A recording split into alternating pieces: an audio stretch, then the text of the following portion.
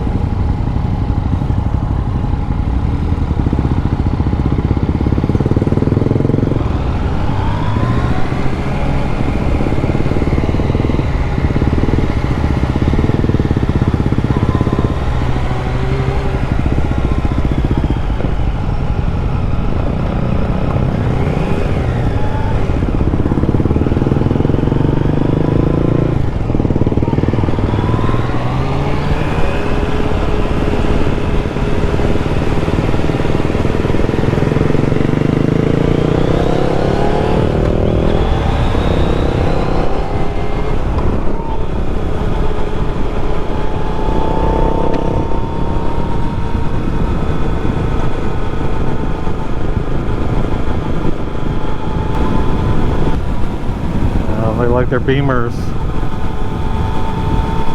I think we got 3 of them up there on BMWs and 1 Kawasaki, and then the Honda Dual Sport there. I think that thing says it was an 850. It's either a 650 or an 850, which I thought 850. That's crazy. If that's true.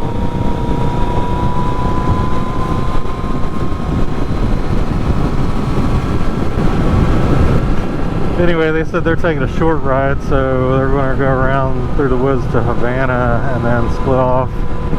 So I would probably split off that way and head out towards Chattahoochee or something if I can remember it.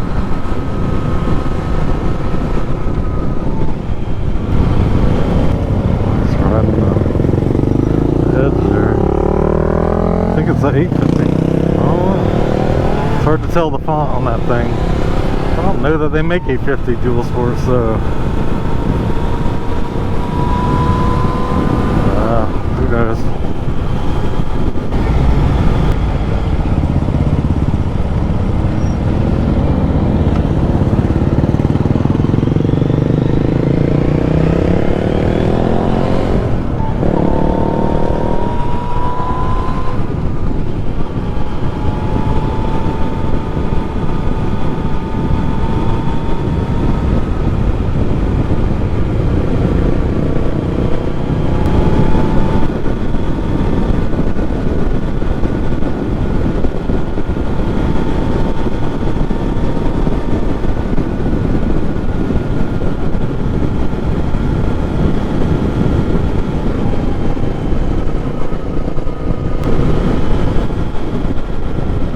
good to be riding, man.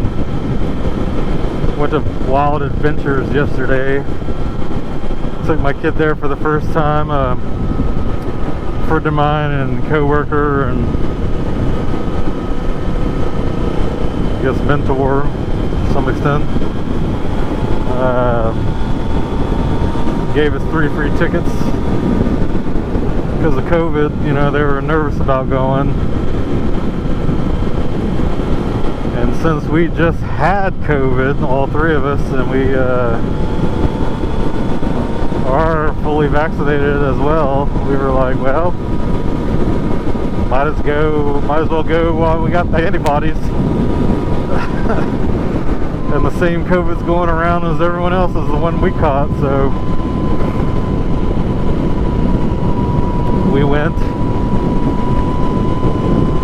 It was kind of on a last minute whim kind of thing, like, hey, you want these tickets? Sure, why not? And it was nice. It was a nice time. They weren't super crowded, I guess maybe because it's getting close to the end of the season for Splash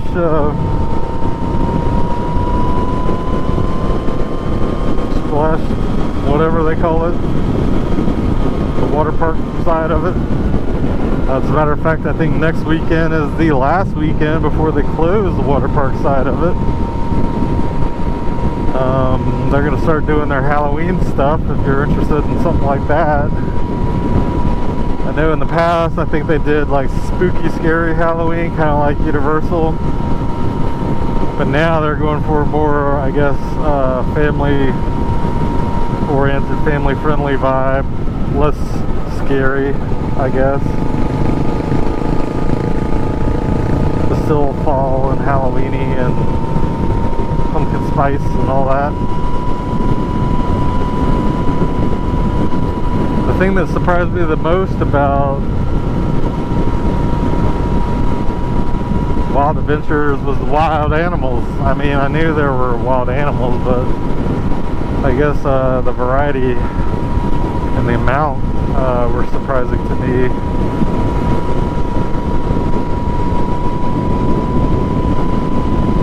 Although it'd be cool if they had another rhino to hang out with their rhino friend and maybe an elephant or 2. But yeah, they had a lion and a lioness, a wallaby, a bunch of other animals, zebras, gazelles.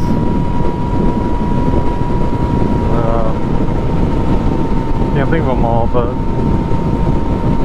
a lot of gators. They had a lot of alligators and you could feed them. That was kind of crazy.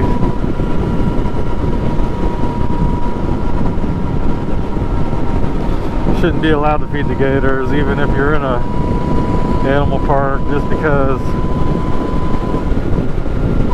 people get the idea they can feed alligators, and that's not good.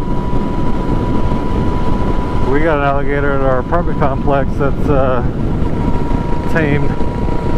Anytime you walk out on the little dock there over the retention pond with fountains, he'll swim up to the dock just like all the turtles and fish. It's kind of small right now, but still, you eat a little dog or a little cat or whatever, bird.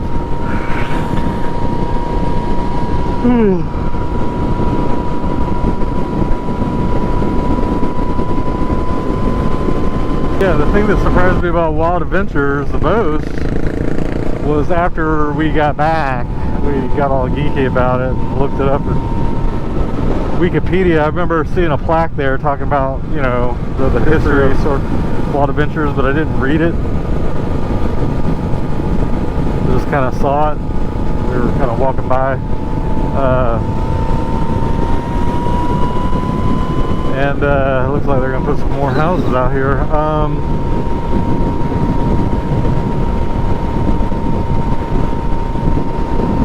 So,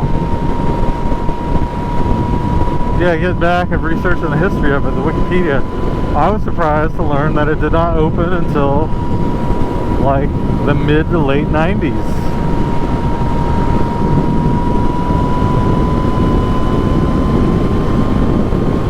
And I was not surprised to learn that it was mostly just animals.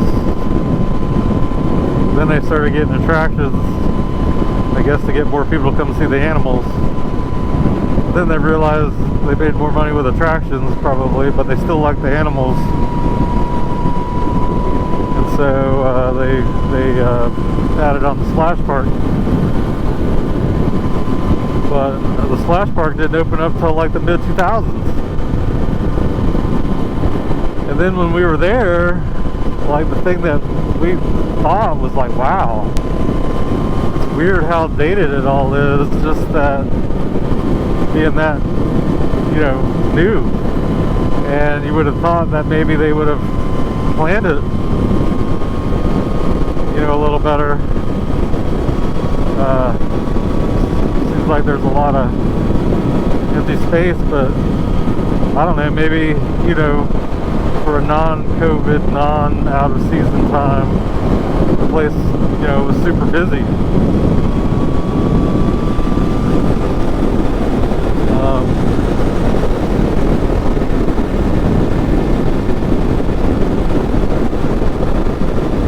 Nonetheless, we had a good time. It was a lot of fun.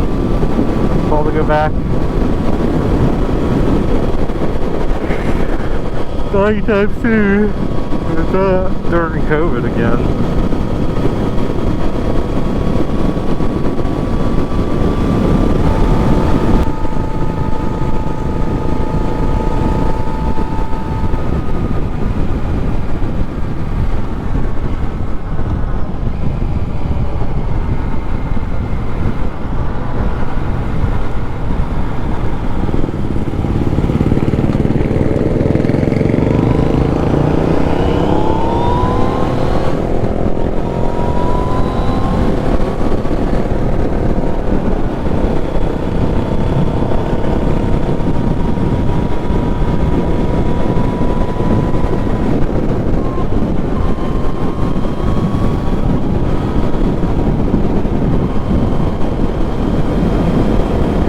So what else was interesting to learn about Wild Adventures was that, and now this is from Wikipedia, so it's a grain of salt obviously, but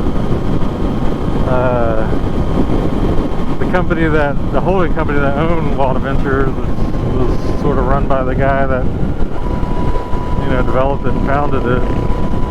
Ended up purchasing Cypress Gardens when it was for sale, and obviously needed some help, which is why it was for sale to begin with. Then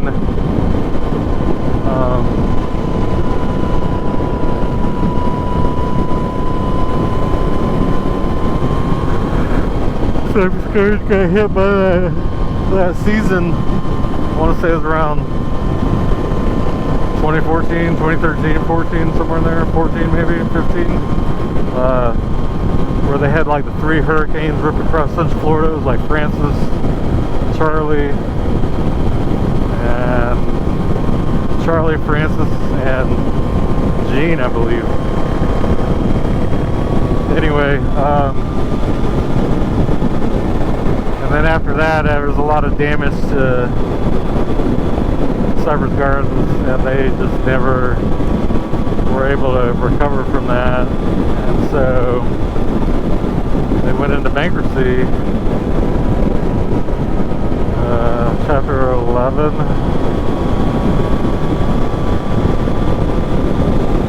Then they ended up having to sell, you know, the properties. So they sold properties to another company. And Wild Adventures, the company that bought Wild Adventures was a company that was managed by the same guy who founded and developed Wild Adventures originally, but I guess he was able to drop Cypress Gardens. Yeah, hot is up.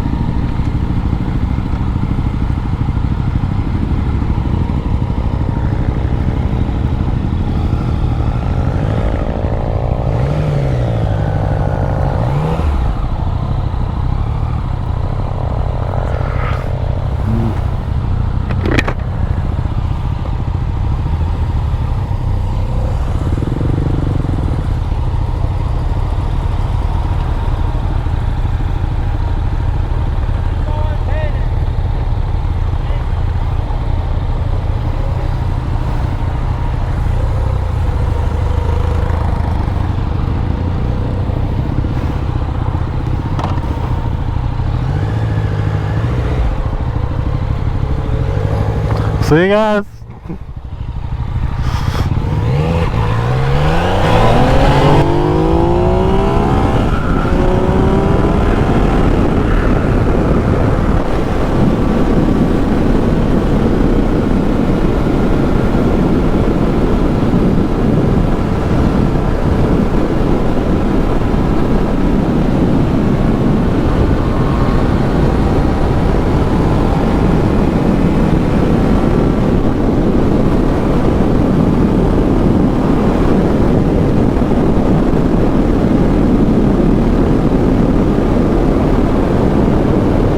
Interesting.